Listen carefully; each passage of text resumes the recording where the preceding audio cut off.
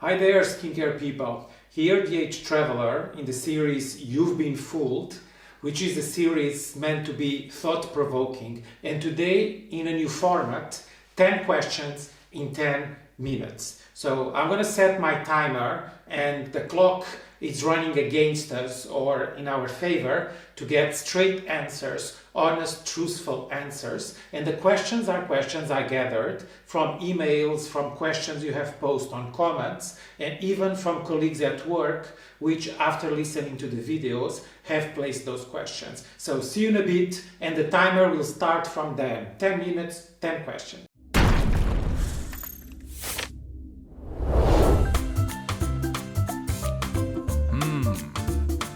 Oh!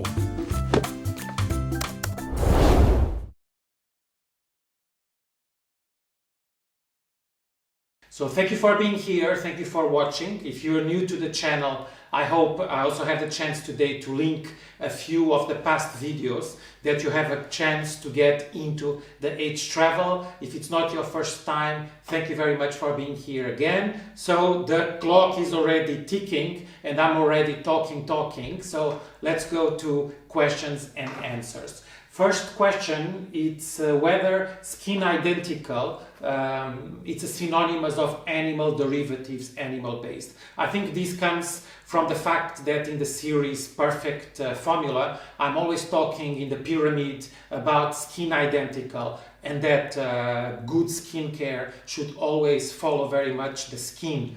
Answer is no. When we say skin identical, we mean that the molecules which are obtained either from plants, laboratorily, coming from pharmaceutical industry, they mimic elements of the skin. I'll give you an example which also leads us to a blacklist, which is squalene.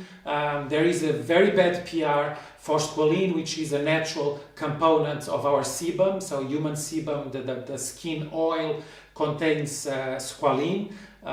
Together with triglycerides, cholesterol, and squalene can be comedogenic. Traditionally, people with acne should stay away from squalene. If you see the formulations of Swissline and many other modern brands, you'll see that there is no squalene, there is SQUALANE, which is hydrogenated. So imagine squalene is cream, SQUALANE is whipped cream. So you have hydrogen, and the base of the squalane, it's actually olive oil. So just because it sounds like something skin identical, it doesn't mean it's an animal derivative. So in my video about natural moisturizing factor, I talk about NMF being broken down by the environment and being exchange currency, so that the atmosphere is always taking away our NMF. And the question is, are there any skincare products or steps which can also compromise NMF? Well, cleansing. That's the one which, if it's not done with the proper products, or especially combination oily skin, they can have a tendency to over cleanse, over strip skin from their natural oils and natural lubrification, and that can for sure compromise your NMF. Because the NMF is also something very much on the surface. If there is too much detergent, if you are doing too much aggression, too many lotions with alcohol, which we are not using, but nevertheless, so watch out. We can do later on in the series more practical programs, and for sure we can talk about the right steps for cleansing. The last video, there was a question about ATP. I think it comes from the same idea of the skin identical being animal derivatives. So the question is, where do we obtain the ATP, the adenosine triphosphate?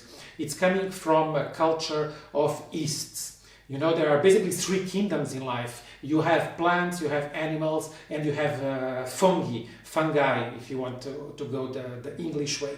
And fungi, which are the mushrooms and the yeasts, are a very interesting source of a lot of skin identical molecules. Go figure why our skin has that resemblance. That's endlessly fascinating, but that's a fact. So our ATP, it's not animal-based, it comes from yeast, like bakeries type of yeast. In the same line, so I think from the same video, the question is if oxygen can be an ingredient. Well, that's an interesting one, because I don't really see why oxygen should be an ingredient in a pot, because that's the most abundant chemical in the planet. So you are surrounded by oxygen everywhere. So I don't see really why should that oxygen be in a cream, because to begin with, the moment you open the cream or the moment you press the pump, you're already compromising that oxygen, because it's a gas that dissolves naturally in the atmosphere. If you see oxygen in an ingredient list, it's because there are in that formula some carriers, like I mentioned, perfluorodecaline, and they need, when they are placed in the formula, to have some oxygen. Imagine there is a sponge. You cannot put the dry sponge in the formula. You need to hydrate the sponge so that the sponge has the right molecular weight and it's more flexible. So the same thing happens to these oxygen carriers. So that's why you're going to see in the formula oxygen. But it doesn't mean that that oxygen will have any specific action in terms of topical care.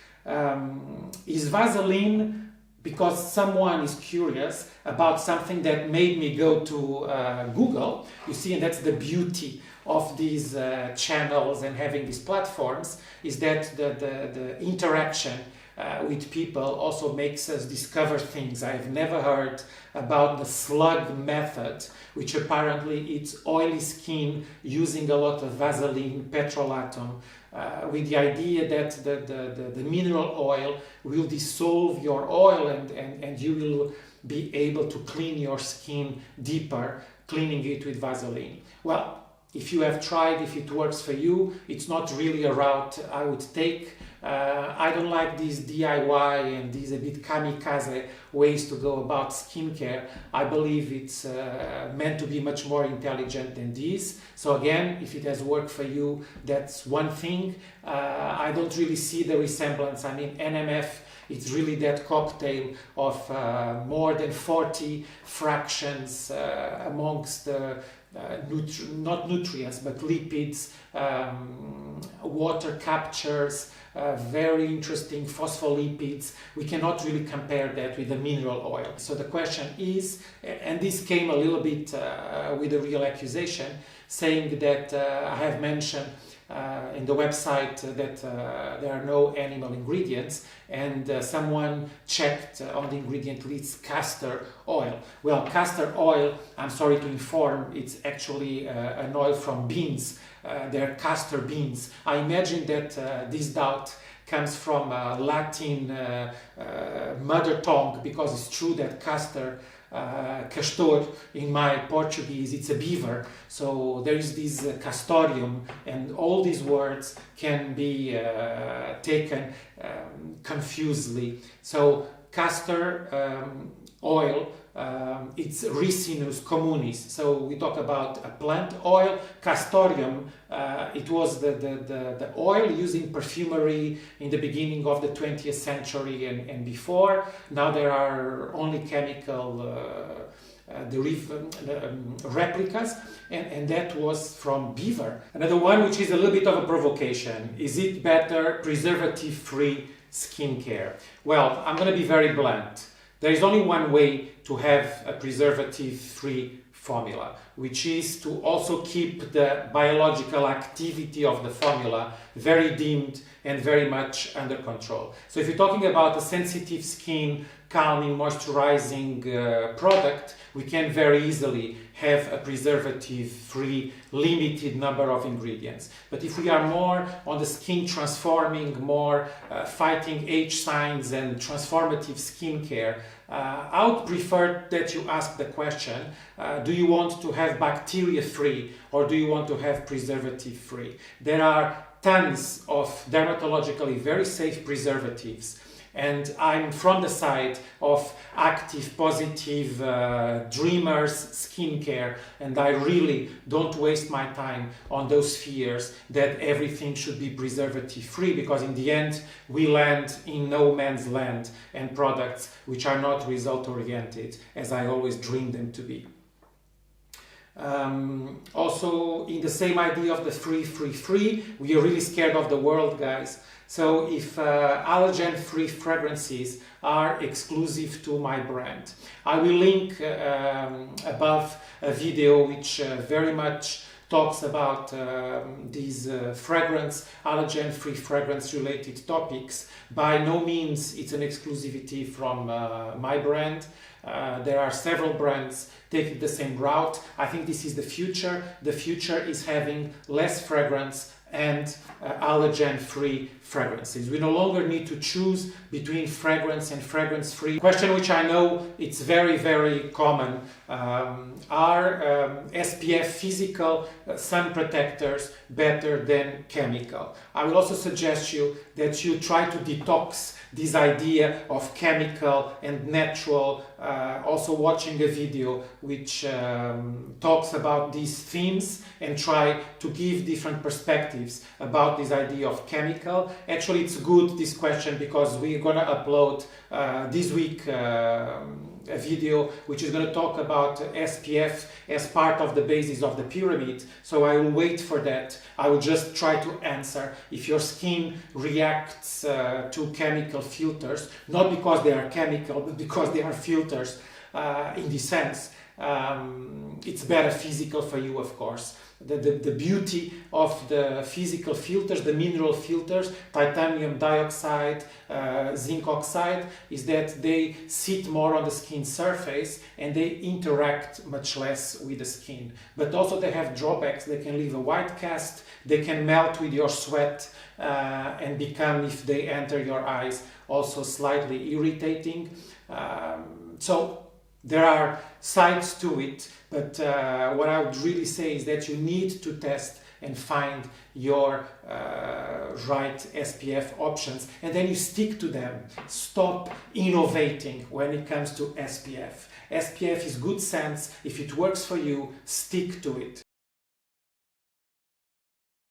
So question number 10, and as promised, personal question. I was asked if I live by myself or if I live with family. Well, I have two kids. They are 24, 25 years old, but they live in Portugal, not here. But still, I don't live by myself because I share my house with 6 birds, with 6 parrots. And maybe one of these days, when I have enough followers and subscribers, I'm going to start sharing, and maybe we do a video together, because of course they fly free in the house when I come from work. I can even maybe share, I will just show you Yvonne, which is the boss in the house, which is the tiniest and the smallest, and she is the one which dominates the whole house. So this is Yvonne, and I can show you a video one of these days when I'm in the mood for that, of the adventure series ago when I hand-raised 2 baby birds, Yvonne one of them, and I was bringing them to the Swissline office